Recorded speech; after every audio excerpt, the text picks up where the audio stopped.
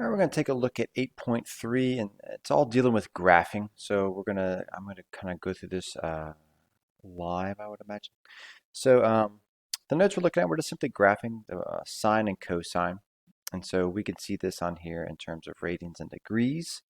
And we see that this is something that is going to obviously repeat. And so this distance here looks at one rotation before it begins to repeat, and this is called the period. All right, so these are transformations, very similar to everything that we've had before. So we have, horizontal shift here.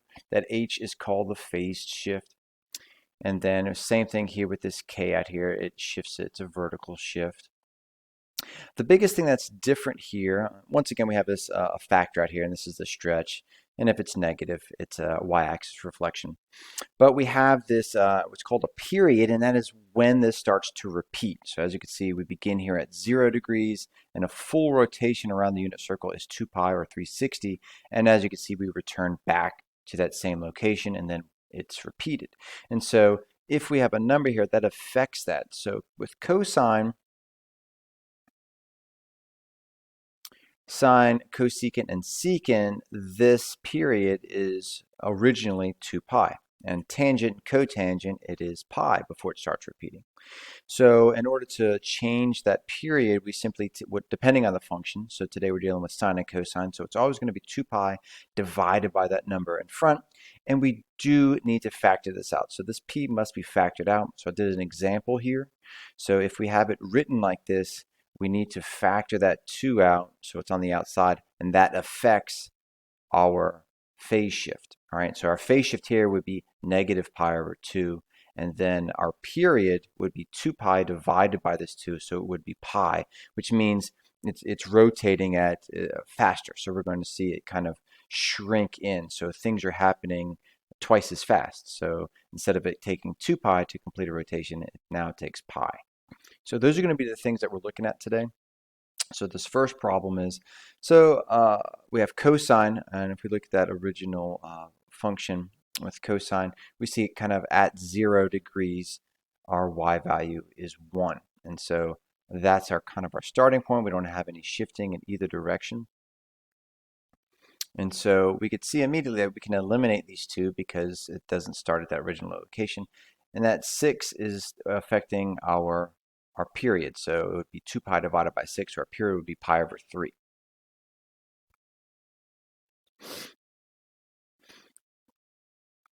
Similar type of things happening here. And so sine should be starting at 0. As you can see, this is the only one that does that. This one does it, but it's going in a negative direction. So if we had a negative sign in front, that would apply here. And of course, you can be plugging this into your calculator and graphing it as well. Just make sure that you have it in radians, since these graphs are in radians.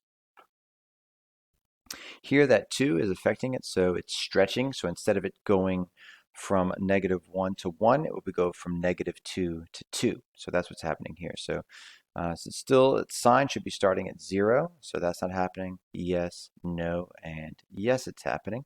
But you can see we have a reflection here, so it's going down instead of going up.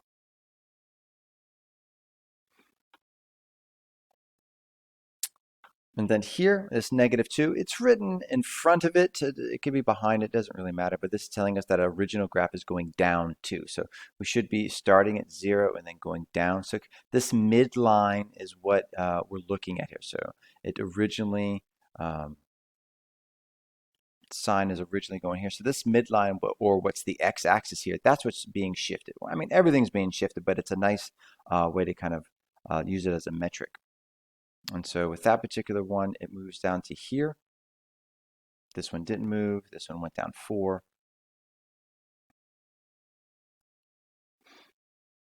And so here we have more movements here. And so 6, this is our factor that's stretching it, or what's called our amplitude. So only A, B, and C have that correct.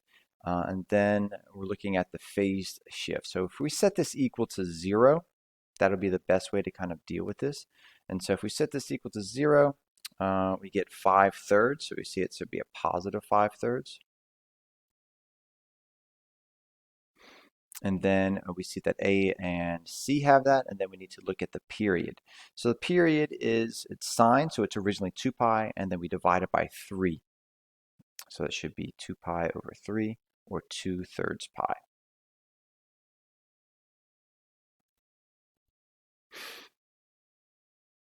Next problem, more of the same. So we've got an amplitude of 7, so that's A, B, or D. We have sine, so it's 2 pi divided by 5, so 2 pi or 2/5 pi. So that could be A or D. And then we look at our phase shift, and then we have to solve this for 0 or factor it out, either way. And so that would give us 8/5.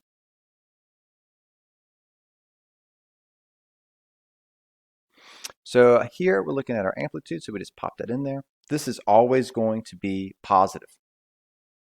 Now we're going to be graphing this. So what comes in very handy here is, we have to look here. This is cosine. So it gives us two options. So if you're unsure of which one it is, just hold it over it and it'll tell you which one it is. And so just let you know, okay, I'm dealing with it. And just click wherever you want. And all we need to do is change our amplitude. All right, so we have two things here. So if there was a negative in front of there, we would have to click on this or reflective of the x-axis. Here we do not, so we just simply change that, and voila, we're good to go. Same thing here. We have to just put in our amplitude here, and then we'll change it for the graph. Here we're doing sine, so we need to make sure we pick the sine tool. Just remember, if you hover over it, it'll take care of that for you. Here we're putting in 5/6. We don't have a negative sign there, and we're good.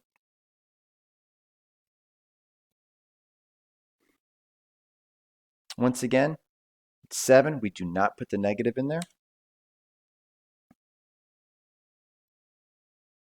We're dealing with cosine. If you're unsure, just wait for it, and it'll tell you. Here we have a +7, and we do have that y-axis reflection.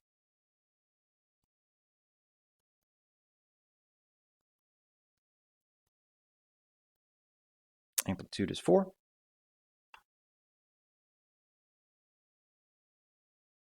This is sine. Changing this, and then that negative is for our x-axis reflection. I think I may have said y earlier. I always think it affects the y's, but it reflects over the x.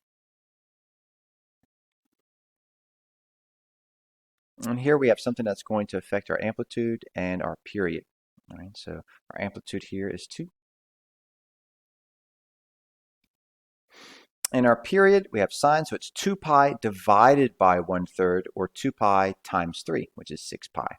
And you can just type in pi, and then that turns into a pi sign, or you can use the one down here given to you.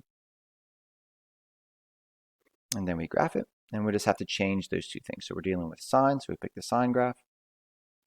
Our amplitude has changed, it is 2. Our period has changed, it is 6 pi. We don't have any vertical or phase shift, nothing is moving there, and we don't have a negative sign for that, so we are good to go.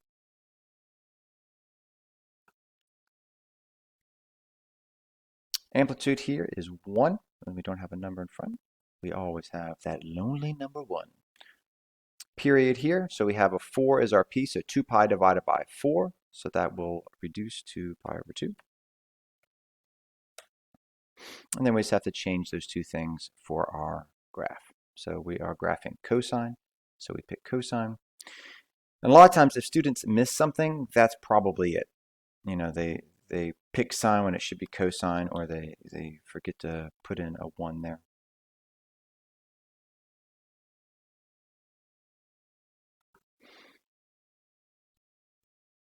Amplitude here is 3. Period here is 2 pi divided by 1/4, or 2 pi times 4, which is 8 pi. Once again, you can type in the pi, and that gives you that symbol. Doing sine, bada boom, bada bing. Amplitude is 3. And our period is 8 pi. And we don't have anything else happening.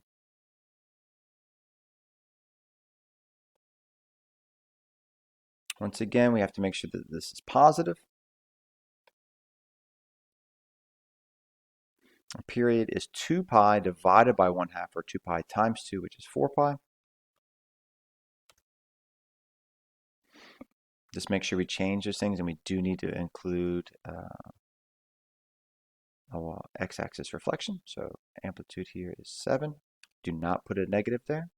Our period is 4 pi. And we do have a reflection.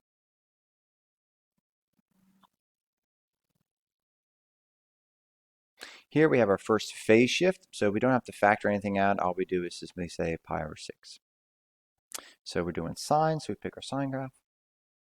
Amplitude, we do not change. Period, we do not change. Vertical shift, there is none. Phase shift, yes we do, and that is pi over 6. And we don't have an x-axis reflection.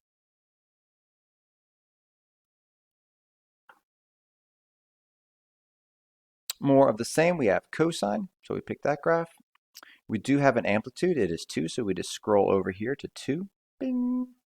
Our period does not change. We don't have a factor in front of x. We do have a phase shift here, and if we set that equal to 0, we'd see we'd get negative pi over 6. And this is very similar to all the other graphs we've done this whole semester. Here we're picking the graph here. So we have a cosine graph. So if we just look back here, we've got cosine here. So we should start here, and then we either move left or right if we have some type of transformation. So we're looking at cosine, so we are moving negative pi, so we're moving to the left, and we have 5, so we should be stretching it. So it should be, so A and B don't have any change in the amplitude, so we know that's not it. And so a big thing we can do here is just kind of say, what if I put in a value? I don't know what's happening here. I don't know how to do this. You can simply just use your unit circle. That's one way of using this. So and we just make a t-chart. If I plug in 0 for x, now I have cosine of pi. So we just go to pi, or 180 on the unit circle. X is our cosine, so that's going to be -1 there. So I plugged in 0. I get -1. -1 times 5 is -5. And you could also just put this into your calculator and graph it as well. And the phase shift here is -pi.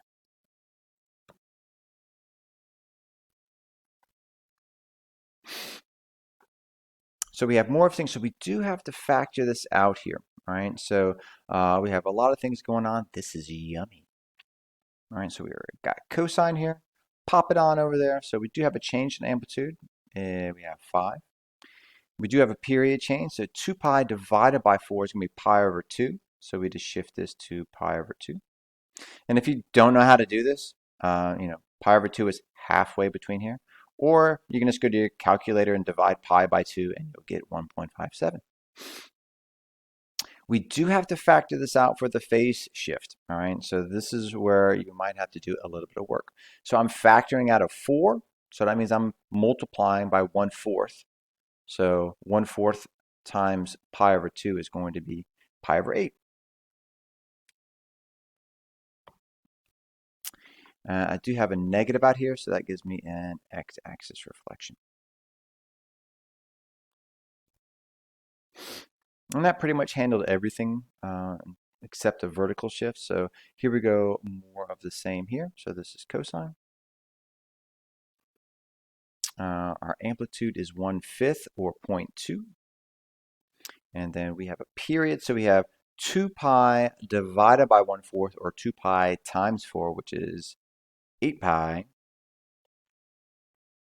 And then we do not have a vertical shift. We do have a phase shift. So we're factoring out a 1/4, or we're multiplying everything times 4. So 4 times 1/4 is 1.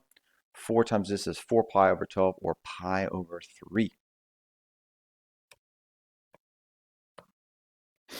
And then we do not have any reflection.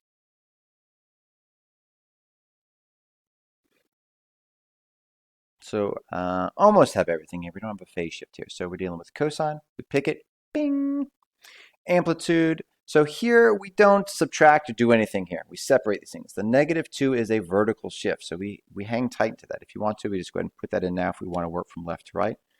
We don't combine that or do anything. All right, so we do not have a phase shift. That is 0. Amplitude is going to be a positive 3. That negative makes an x-axis reflection. Now, if you see that there, see what happened there? That became a positive 2. Got to watch out for that. Sneaky, all right? Always sneaky. All right, so we need to make sure we do that. So there's sometimes if you do, I think if it's the reflection first, then you don't have to worry about that change, but just watch out for that because that will happen. So if you put in the vertical shift before the reflection, it will change that. And then our period, we have 4 here. That is our p. So 2 pi divided by 4 is pi over 2. And I believe that handles everything. So we have our amplitude of 3. We've got the x-axis reflection, vertical shift of negative 2. Bada boom, bada bing. More of the same here. And so we're dealing with cosine. Bing. Amplitude is a positive 3. So what I'm going to do this time, I'm going to use that x-axis reflection. That negative there is going to be for that. So I'm going to put that in. Then I'm going to put my vertical shift. Ha-ha! And then we have our period. So we have 2 pi divided by 1/6, or 2 pi times 6, which would be 12 pi. And we are good to go. Next up, everything. There we go. So we're dealing with sine here, so make sure we pick that. Click on this sine, and we got amplitude is 3. We have no x-axis reflection, so I'm safe to put in my vertical shift of negative 2. And then we have a phase shift of a negative pi over 6. Bada boom, bada bingskis.